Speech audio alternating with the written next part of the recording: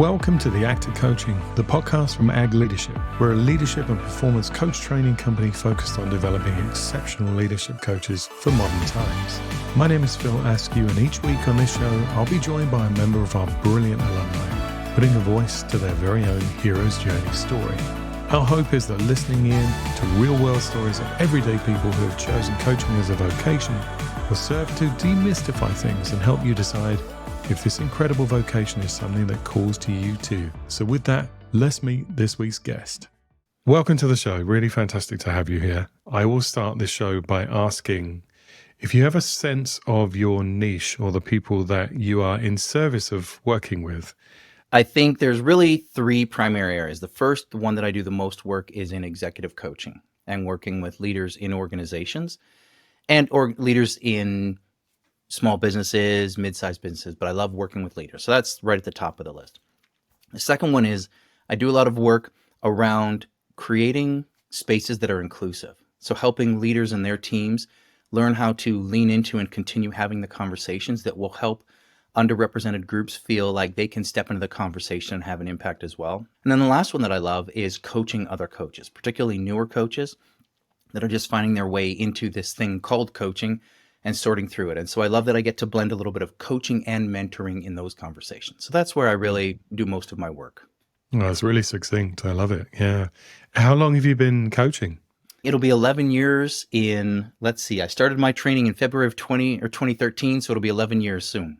It's a good solid chunk of time, eh? Absolutely, and I've loved it. Once I got my initial training, I've been using coaching in some capacity throughout all that I do. Yeah, it's like the doors of perception are open, aren't they, once you start training? Mm-hmm. I remember someone was telling me about one of the original coach training people. Back in the early days, she was saying, like, to the first group who walked in the room, you realize you've opened those doors of perception now and there's no going back. And I wouldn't change that. I really love that it's had me look at the way I show up in a lot of different relationships, personal and professional, and show up in a different way in how I listen and how I ask questions, whether I'm coaching the person or not. I'm really curious about how coaching permeates, or the skills of coaching permeates interpersonal relationships as well, because of course it does. Like wherever you go, there you are. I'm always throwing that one around, but I think people don't necessarily bear that in mind. If they're not a coach or they're not experienced coaching, I think sometimes they think, oh, it's just cordoned off into work, just in that management place, and for that hour, bit of homework, and then it's done and dusted. But actually, you just walk with it, don't you? It goes everywhere with you.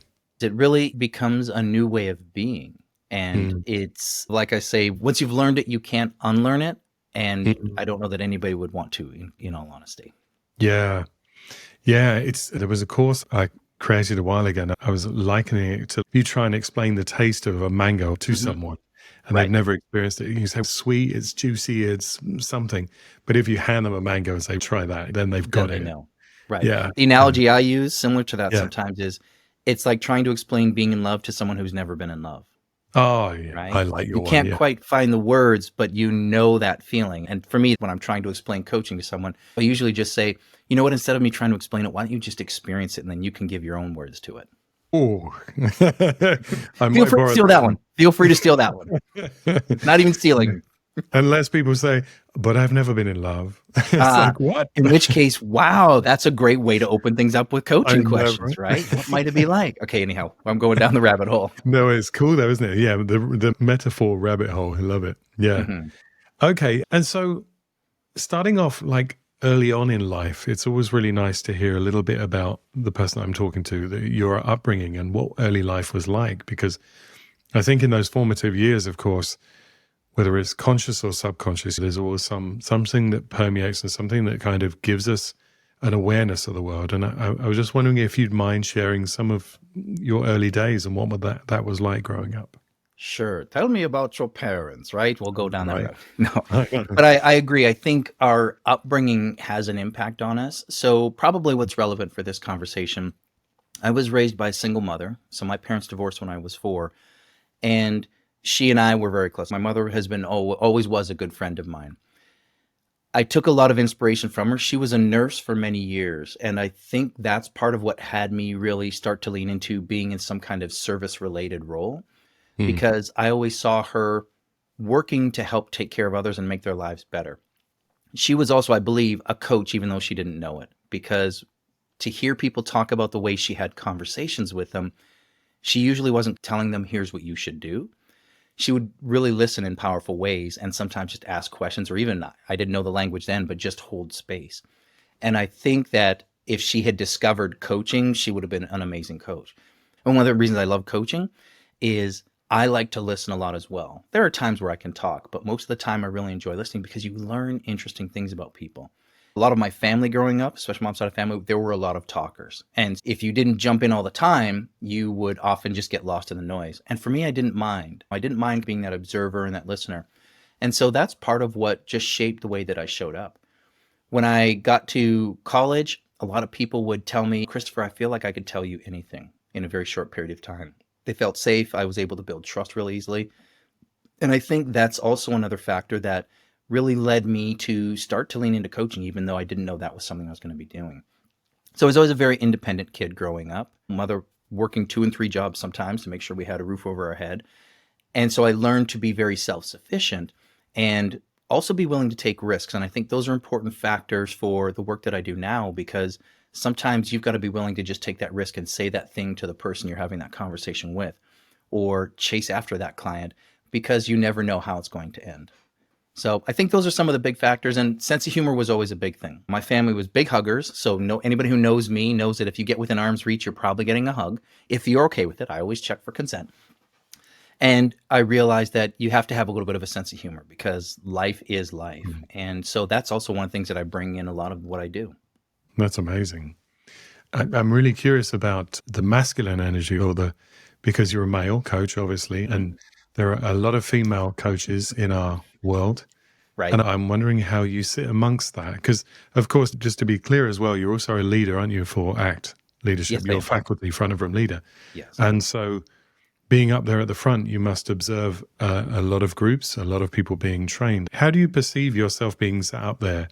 and how do you dance between the masculine and the feminine energy? I have learned to do the dance.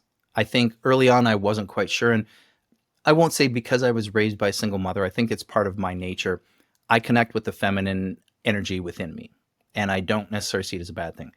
What's interesting, though, is when I got out of college, I went into the Marine Corps and spent 9 years in the United States Marine Corps. I went into construction after that because it was a job that I say fit my skills but didn't feed my soul. And those aren't exactly fields where men are encouraged to embrace the feminine. I'll put it lightly that way. And so it was interesting because it was almost like I could let parts of myself show up, even though I knew there was more to me than that. To your question more specifically, though, I've learned to be comfortable in my own skin. And what I'm less attached to now is how somebody receives it than I am maybe 10, 15 years ago, where I was worried about, what are people going to think about it? And now what I believe in, and it's also part of my work in the world, I'm a stand for bringing more vulnerability for men. If I demonstrate it and somebody goes, here's a man who's been in the Marine Corps, been in combat, and he can be vulnerable and show emotions and show up as a human, what excuse do I have? And so I use it as an inspiration. So I think specifically your question is, how do I dance between it? It's a conscious choice, and I'm going to live my life for me. I'm not living it for someone else. And I think those are the places that really anchor me. Wow, that is amazing. Yeah. So it feels like it's always been easy for you to step into the feminine energy. It sounds like it was modeled a great deal. I make an assumption early on. And you sounds like you were very comfortable with it. And I know a lot of male coaches, myself included, very similar in terms of, I haven't done the Marines bit, but but I certainly know that my work personally has been around giving myself permission to express the masculine, the man, and to be okay with big as well, because I'm tall, Right. to take up space. Whereas with the feminine, I was always celebrated for holding space and listening well, and he's so sensitive and able to pick up in the emotions in the space and the field and whatever. And it feels like the stretch or the work for me has always been about stepping into the masculine or whatever that looks like, clean masculine, or without it being seen as aggressive or not welcome in the space. I was always comfortable doing it, but I didn't always express it. I know that I have both that masculine and feminine energy in me. But when I was younger, probably in high school, I resisted it a little bit more. I would show it in certain spaces or with certain people. And part of what's happened with my evolution is I'm now at a place where I'm comfortable being that way in all spaces. but it's taken time. For me, because of my career in the military and construction, it was easy to really step into that masculine energy because that was often what was, I don't want to say needed, but often prevalent there in those spaces. And it was a more of a challenge to figure out where can I start to bring in some of that feminine energy. And also knowing that there were times where it just didn't feel safe to do it. Unfortunately, there's still a lot of that old school, outdated masculinity in the, well, I'll say in particular in construction. It's been almost 20 years since I got out of the Marine Corps. And it's how do you find that balance so that you can, I don't want to say fit in because I was never really big on fitting in, but also knowing how do I find acceptance in this peer group, but also remain pure and true to myself. Yeah. Because it takes a lot of bravery, doesn't it, to step into the non-default position. And I'll say it goes even beyond just talking about masculine and feminine energies. I think it takes bravery to really own and claim who we are, especially when we might have family or friends or culture telling us we should be a certain way. So I know we're talking in this lens, but it really applies into a larger part of our lives. Yeah, for sure. I was always very compliant with whatever the system's up to, whatever the system's doing.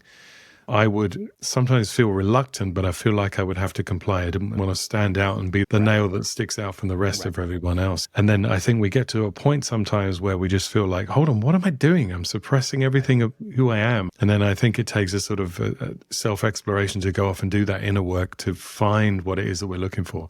I'm not sure all of us are seekers, because some people seem completely fine with what they're up to. And just going to a bar or chatting with a friend from an old industry. I used to be in the web design industry, and he's quite happy talking about sitting at work and moaning about the boss and moaning about the state of web design. And I'm like, I can't do these conversations anymore. Right. Yeah. I have people say to me sometimes, Christopher, I just have different conversations with you. And that's with friends where I'm not being a coach, but you're right. I've even noticed in the last few years, there's some people that we talk less, and I'm okay with that because I don't feel as fulfilled coming out of those conversations. So I can relate to what you're saying. Some people are energy vampires. That's what I call them. Oh my God. Yeah. Completely. I think people such as us, coaches, have this fantastic ability innately, usually, where they're just able to listen well, listen attentively without interruption. And I think, like you were saying, energy vampires can swarm around people such as ourselves and just download upon them because they take it on. It's, oh yeah, say more. I was just actually then curious to pull on that string a little bit just to find out, because you said you were in the military and the Marines and then you were doing construction. And then I was really curious to know, how did you land upon coaching? Was it that you got yourself a coach, or was it that you came across the training and you were curious? Or Yes. When I was in the construction job, I will say it's the only time I've been actively disengaged. Towards the end of my time in that, I just realized it was work that wasn't right for me. And a mentor of mine reached out, or I'd reached out to her, and she suggested, you've loved learning, go back to school. And she had dropped a bug in my ear probably 10 or maybe 15 years earlier about HR. She said, you'd probably be good in organizational development. I didn't really know what it was back then. So I went back to school and actually ended up getting my master's in organizational leadership. But where I found my way to coaching is two of my professors introduced themselves as coaches. And I said, Coach, what's that? And when they told me, I was like, wait a minute, I think I've been doing that most of my life. I could do that and get paid. And that was it. And so I started doing some research and found my way and got my training and got certified started my training in 2013, got certified in 2014.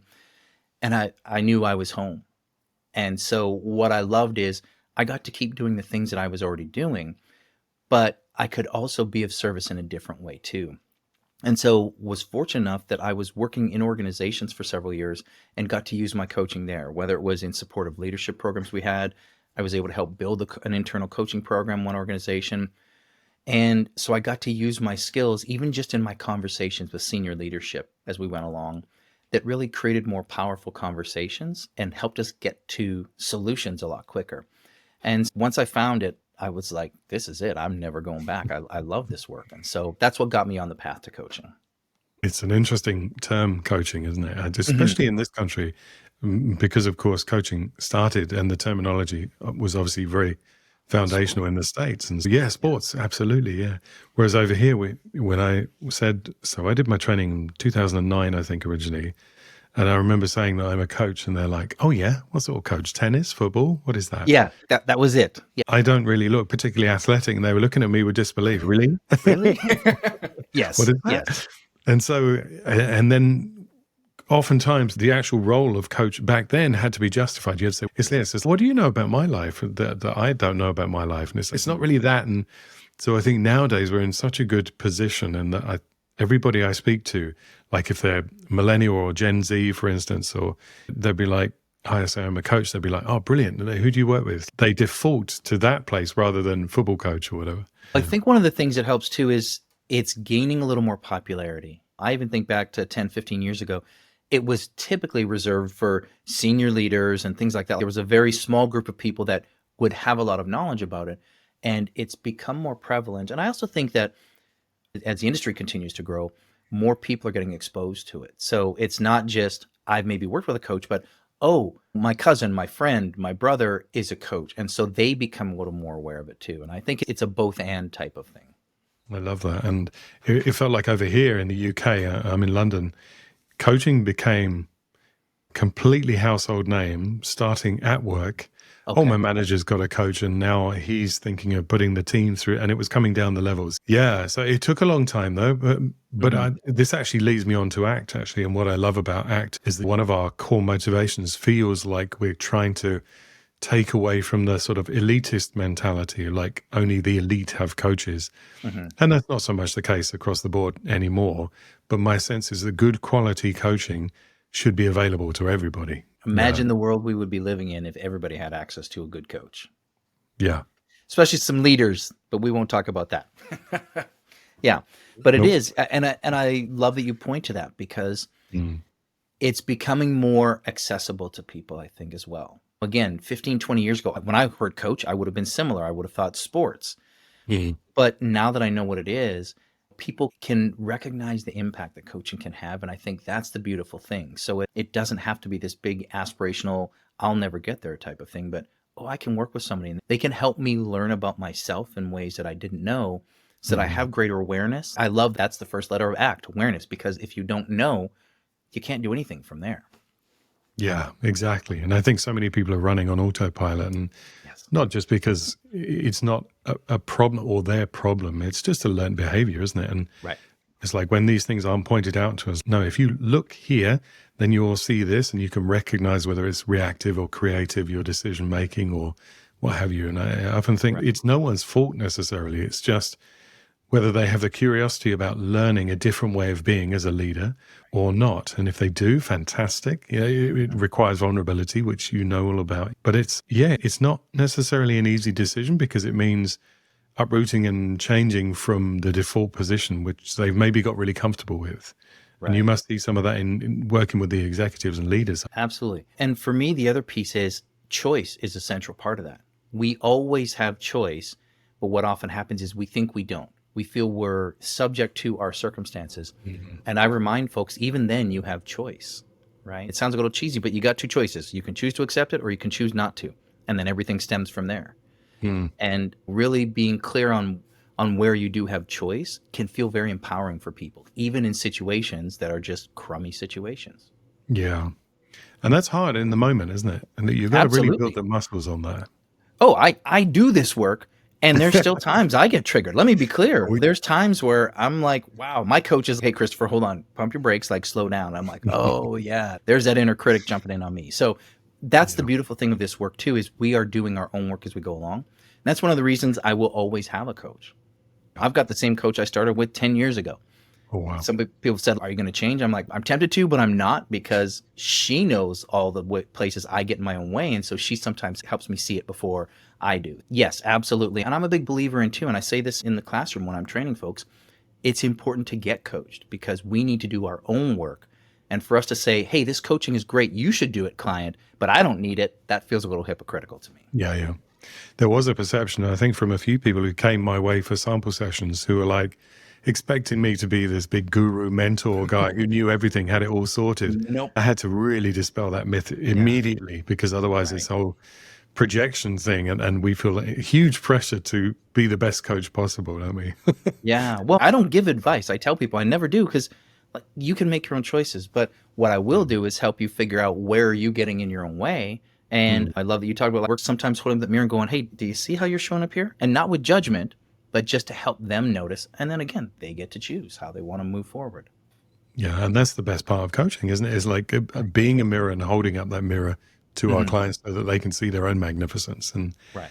And it's always such a fascinating thing when people first start training to be a coach, in that we're so celebrated as children or growing up, having all the right answers and being Yes. first, your hand up. And then when it comes to coaching, actually, it's the inverse of that. You're a Right. brilliant coach if you say very little. Right. Yeah. I often say I used to be a world-class problem solver. If problem solving was an Olympic sport, I would gold medal every day of the week. Y'all wouldn't stand a chance. And that was one of my biggest hurdles to overcome as a new coach, because Mm. I had a lot of people that would come to me in my life and just have a challenge and look to me for answers.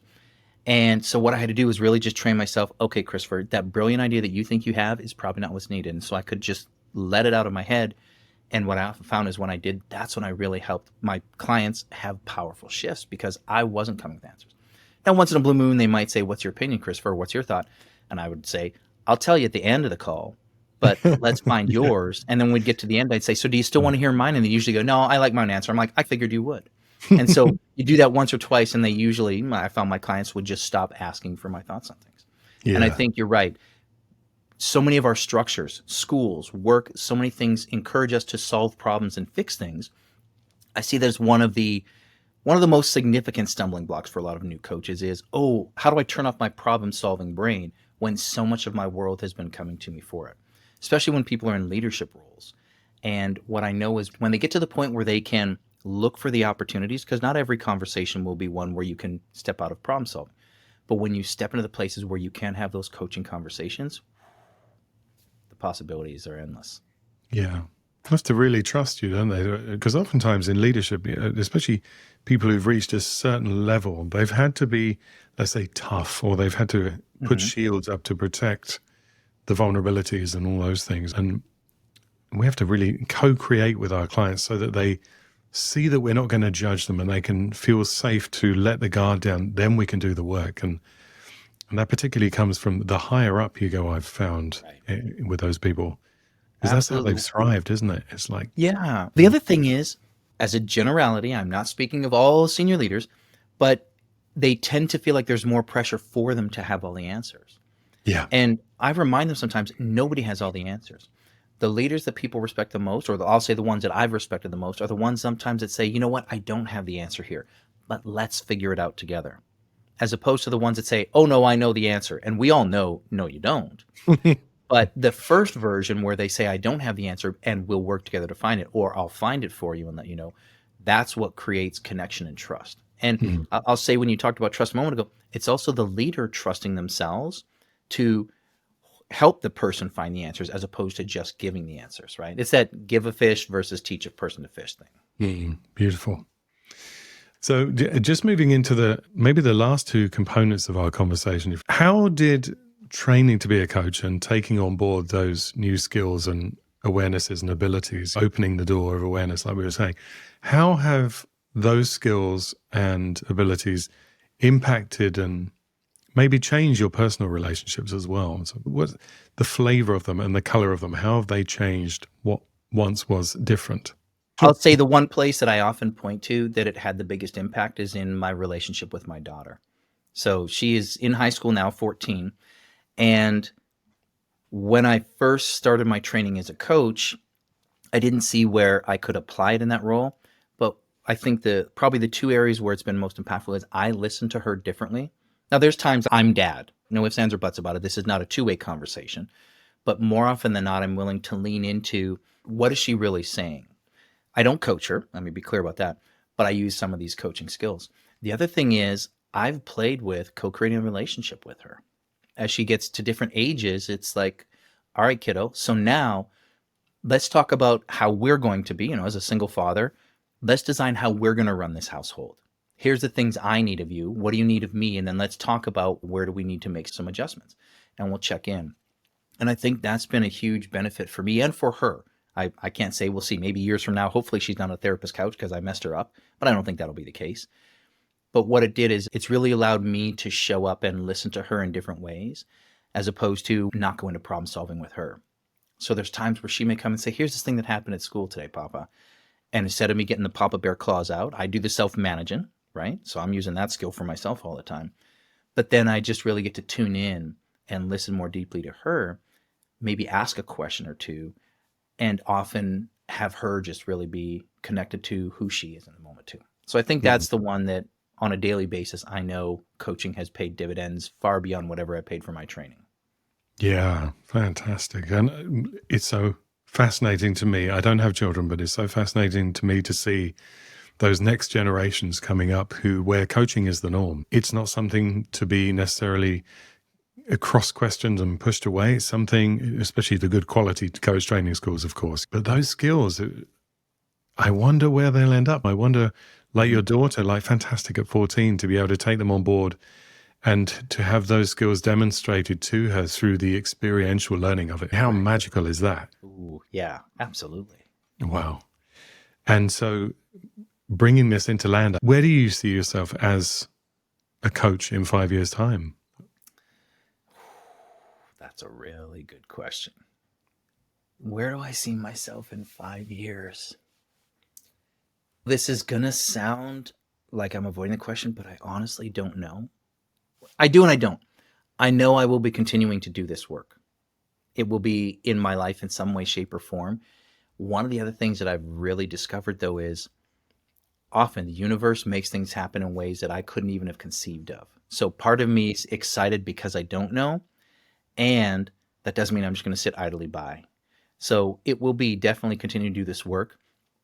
Doing it, I think, maybe on a bigger scale. I want to start doing more work internationally. Like I'm doing more speaking now too.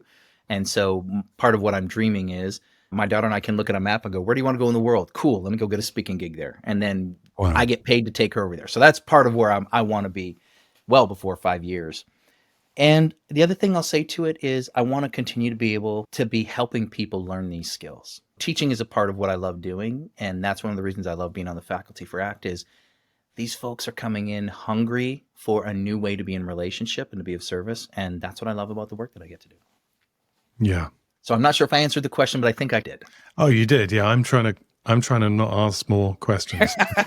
Right? It's hard because we do this all the time. Right. It's really hard. It's really hard. That's why I say once their doors cracked open, the doors of perception. Right? Yeah. Yes. But this has been a fantastic conversation. I've really enjoyed it. And I suppose just to close out, how can people find you? Yeah. What would be the best way if people wanted to reach out to you?